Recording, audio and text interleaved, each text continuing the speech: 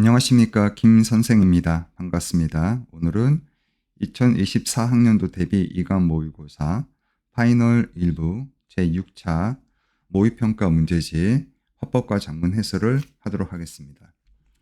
자, 다들 문제 풀어 오셨죠? 자, 첫 번째 지문 바로 살펴보겠습니다.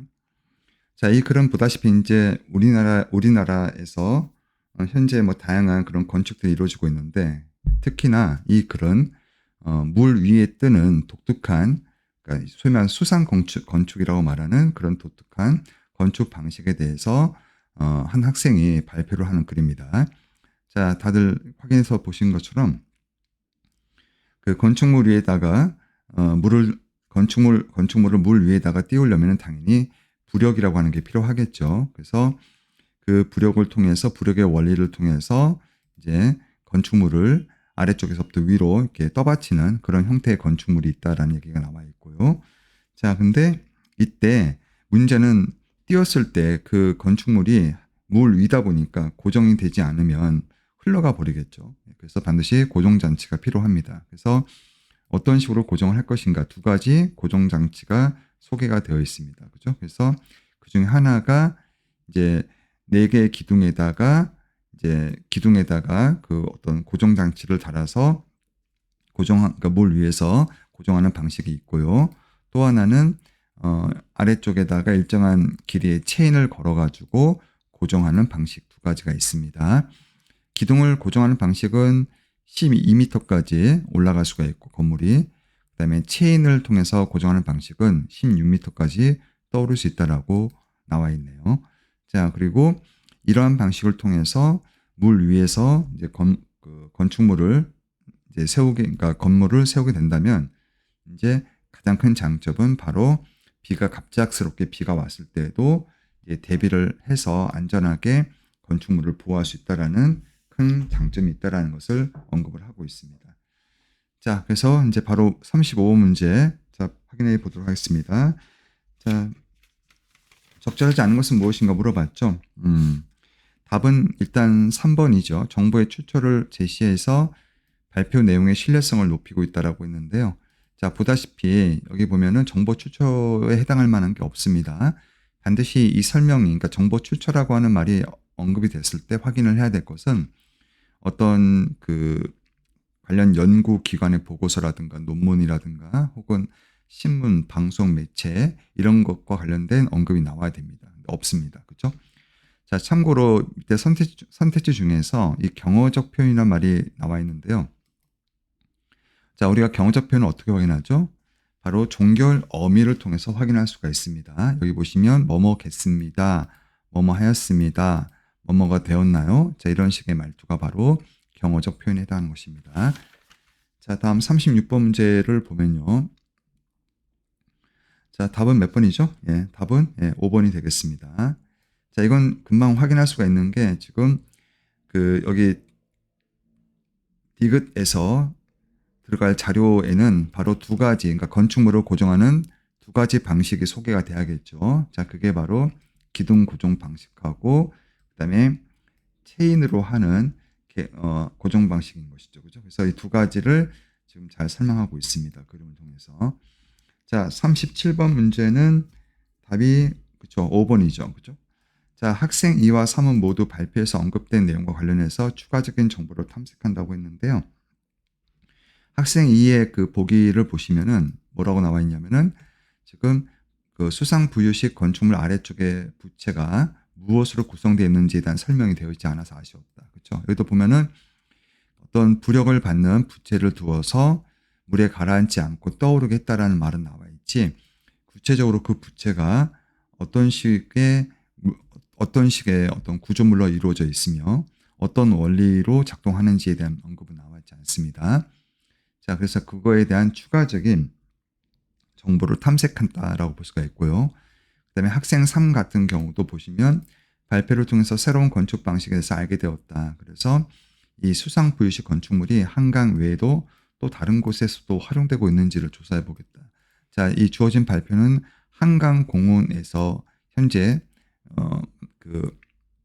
만들어지고 있는 이 수상 부유식 건축물이 소개되어 있고, 한강 이외에 대해서는 언급이 되어 있지 않습니다. 그죠? 그래서 학생 3도 추가적인 정보를 탐색하겠다라는 내용을 잘 언급을 하고 있네요.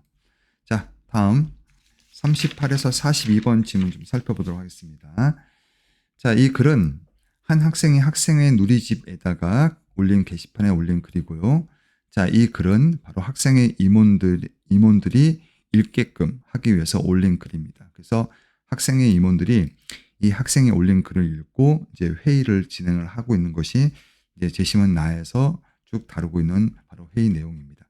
자, 여러분들 한 번만 제가 좀 더 강조를 할 게 있는데요. 바로 우리가 화작 문제를 풀 때 많은 분들이 지문을 읽는 것이 너무 급급하다 보니까 이 문제를 잘 제대로 읽지를 않고 넘어가는 경우가 많습니다. 근데 특히나 이런 문제에 보시면은 이렇게 누가, 주체, 어디에, 매체, 그 다음에 누구에 대해서, 그러니까 예상 청자나 독자가 누군지, 자, 이런 게 정확하게 언급이 되어 있죠. 그래서 우리가 반드시 그 문제를 꼭 꼼꼼히 읽어보고, 자, 이 글의 어떤 성격이 무엇이고, 또 어떤 사람을 대상으로 쓴 글인지, 혹은 하고자 하는 말인지, 발표인지, 이런 걸 좀 잘 점검하시면서 문제를 푸시기 바랍니다. 자, 그래서 글을 조금만 확인해 보시면, 이제 이 학생의 임원들한테 올린 글인데, 이게 왜 올렸냐면은 학생회장 선거 공약 홍보 및 검증 방식을 좀 개선하는데 도움이 됐으면 해서 글을 올린다라고 나와 있습니다. 그러니까 한마디로 학생회장 선거를 하는데 도대체 어떤 식의 공약이 있는지를 제대로 파악하기 어렵다라는 거죠. 그래서 올바르게 그 공약을 파악하기 위한 방법을 좀 자신이 생각해 봤는데 그거에 대해서 이제 제안을 하겠다 해서 올린 글입니다. 일단은 문제는 현재와 같은 선거 방식은 공약이 제대로 그 무엇인지 파악하기 어렵다라는 점을 언급을 했고요. 특히 여기서 학생들이 실제로 투표를 할 때 그 공약에 대해서 제대로 알고 투표한 학생은 불과 17%밖에 안 된다라는 점을 이제 근거로 들면서 이제 문제가 있다라는 점을 문제의식을 제기하고 있습니다. 자, 그러면서 이제 이렇게 문제가 발생하는 이유가 무엇이냐라고 했는데 공약 홍보의 검증 기회가 부족하기 때문이다라는 것이고 주로 이제 포스터라든가 피켓을 통해서만 공약을 발표하고 있는데 학생들이 이걸 제대로 보질 않기 때문에 학생들 입장에서 공약을 제대로 비교하거나 파악하기 어렵다라는 것입니다. 자, 그래서 이걸 해결하기 위한 방안으로서 바로 토론회 개최를 제안을 하고 있습니다. 가장 좋겠죠, 토론회가 아무래도. 근데 문제는 이 토론회가 또 힘들 수 있기 때문에 만약에 토론회 개최가 어렵다면은 이제 각 후보별로 자신의 공약을 이렇게 홍보할 수 있는 영상을 만들어서 그 학생들이 그 영상을 볼 수 있게끔 하면 도움이 될 것 같다라는 크게 보면 두 가지 방안을 지금 제시를 하고 있습니다. 자, 그래서 여기에 대해서 이제 학생 1, 2, 3이 이제 학생 임원이죠. 자, 셋이 모여서 토론을 했고요. 자, 내용을 보시면 알겠지만 학생 1이 이 토론을, 그러니까 이 회의를 주최하는 중에 사회자 역할을 하고 있고 학생 2와 학생 3이 각각 의견을 제시하고 있는데요.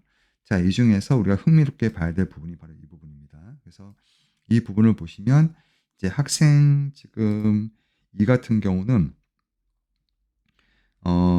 지금 학생 2하고 학생 3이 조금 관점이 다른데 학생 2는 토론회를 좀 더 토론회 쪽을 지지하는 입장이고 학생 3은 그 공약 홍보 동영상을 좀 더 지지하는 입장이죠. 그래서 이제 학생 2 같은 경우는 이제 아무래도 이 동영상으로 만들다 보면 동영상 자체가 얼마나 좀 재밌게 만들었는지에 따라서 학생들에게 미칠 영향이 크다 보니까 이렇게 되면 결국 공약의 내용보다도 영상의 퀄리티, 영상의 수준이 더 큰 영향을 미치게 되면 결국 본말이 전도가 되는 상황이 발생하겠죠. 그래서 그 부분을 지적하고 있고요. 그래서 이제 학생 3이 아니 영상을 잘 만드는 것도 어쨌든 간에 그것도 의미가 있는 거 아니냐라는 점을 강조하면서 토론회 같은 경우는 딱딱하니까 학생들이 잘 안 보게 된다라는 얘기를 하면서 학생 2에 대해서 반발을 하고 있습니다. 그러자 이제 학생 2가 결국 홍보 동영상 자체가 갖고 있는 장점도 물론 인정을 한다. 하지만 결국 공약 자체를 제대로 검증할 수 없는 것이 아니냐라는 점을 지적하면서 토론회가 가장 바람직하다라고 얘기하니까 결국 학생 3도 학생 2의 입장에 대해서 이제 동의를 하면서 수용을 하면서 이제 이 회의가 마무리가 됐습니다. 그렇죠? 자, 38번 문제. 장문 맥락 제대로 파악한 거 물어봤고요. 답은 1번이 되겠죠.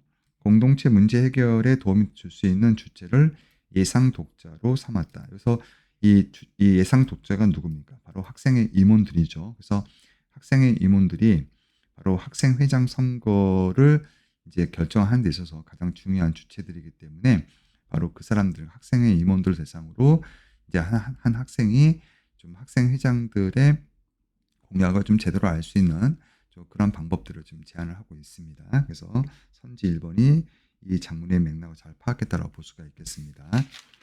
자, 39번 문제를 보시면요. 답은 몇 번이죠? 답은 4번이 되겠습니다. 자, 왜 4번이죠?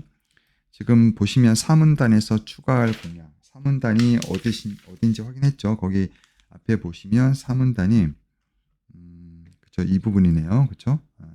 이를 해결하기 위해서, 그래서 여기서 지금 제시하고 있는 것은 토론회 개최를 우선 제시를 했고, 만약에 토론회가 힘들다면 그것에 대한 대안으로서 바로 공약 홍보 영상을 제시를 하고 있는 겁니다. 자, 그런데요. 지금 선지 4번을 보시면은 지금 사문단에서 추가할 공약 홍보 및 검증 방식으로 공약 홍보 영상 게시를 언급한 내용은 해당 방안이 토론회로 인한 문제점을 해결하기에 타당한지 검증하기 있다는 점에서 자, D를 충족한다라고 했는데요. 이게 그러니까 이 공약 홍보 영상 게시를 언급한 내용은 토론회로 인한 문제점을 해결하기 위한 방안이 아니고 토론회 개최가 어려웠을 때, 그러니까 일종의 차선책으로 제시한 방안인 거죠. 그죠? 그러니까 토론회로 인한 문제점을 해결하기 위한 방안이라고 볼 수는 없습니다. 그죠? 그래서 4번 선지 설명이 어색하고요. 자, 40번 문제는 답이 지금 2번이네요. 그죠? 자, 회의 참여자가 제시한 방안의 한계점을 지적하면서 자, 해당 방안과 관련해서 발언에서 제외하도록 논의 내용을 제안했다는데 아니죠. 학생 1은 보다시피 학생 2와 학생 3의 의견을 유도하면서 이 회의를 주관하는 중에 사회자 역할을 하고 있는 거지, 회의 참여자가 제시한 방안에 대한 한계를 비판하거나 뭐 제안하거나 제외하거나 이런 식의 발언은 일절하고 있지 않습니다.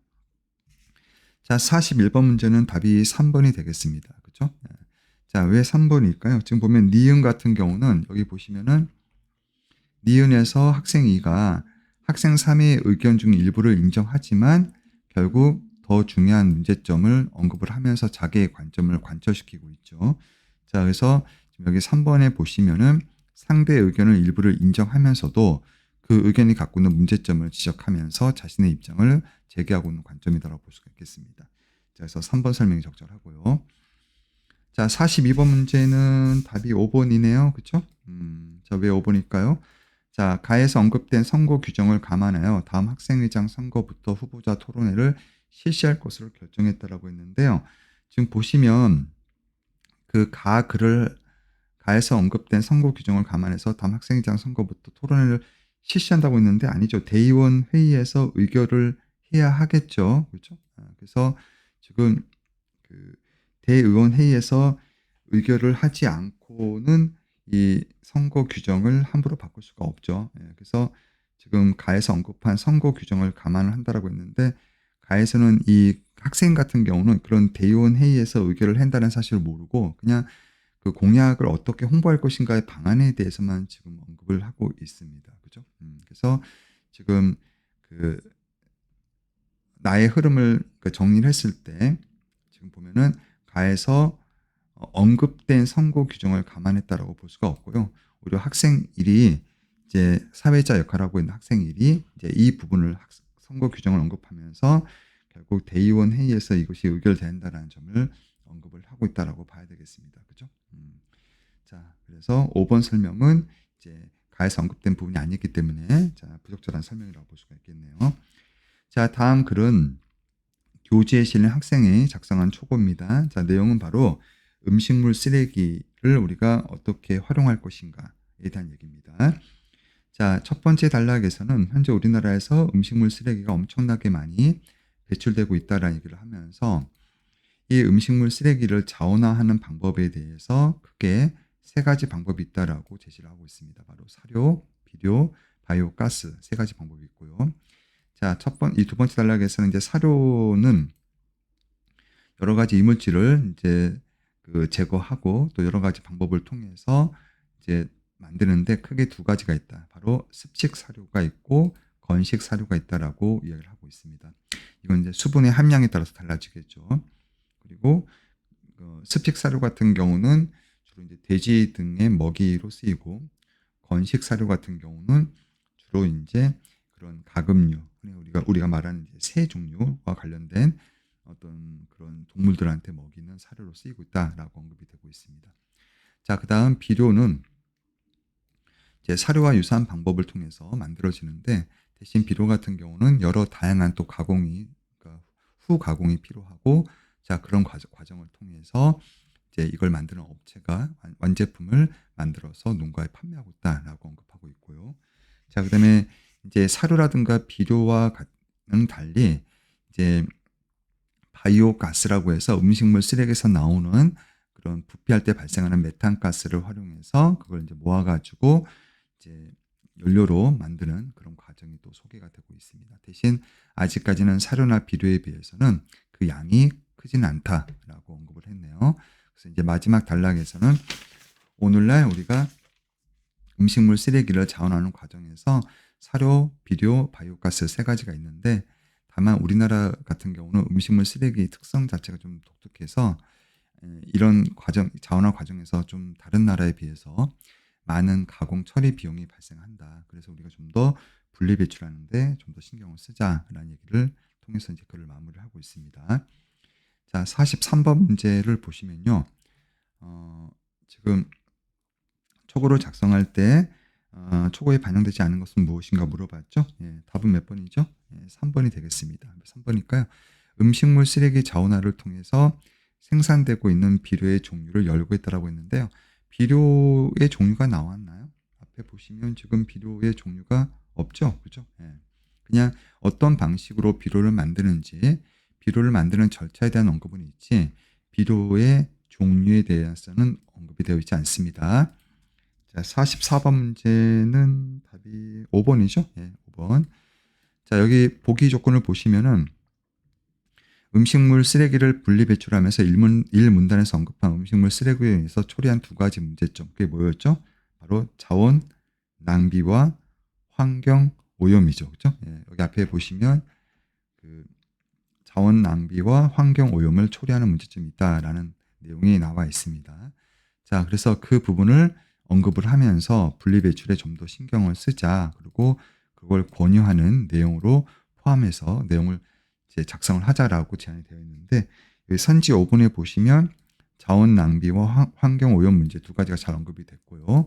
그 다음에 마지막 그러니 일상에서 음식물 쓰레기의 분리배출에 좀 더 노력을 기울여보면 어떨까 이렇게 분리배출을 강조하면서 권유하는 그런 방식으로 글을 마무리했기 때문에 자, 보기 조건을 잘 만족하고 있다고 볼 수가 있겠습니다.